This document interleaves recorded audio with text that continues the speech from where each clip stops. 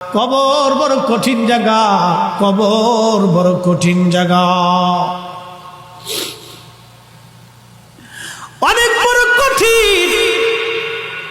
এই কবরখানা দেখে উসমান গনি জিন্নুরাইন কবরের পাশে দাঁড়ায় দাঁড়ায় থরথর থরথর করে কাঁপতেন। সাহাবা একরাম বলেন, আমিরুল মুমিনিন, আল্লাহ আপনাকে দুই নূরের অধিকারী বানিয়েছেন, দুনিয়ার থেকে জান্নাতের সার্টিফিকেট পেয়েছেন, তারপরেও কেন কবর দেখে দেখে আপনি কাঁদেন?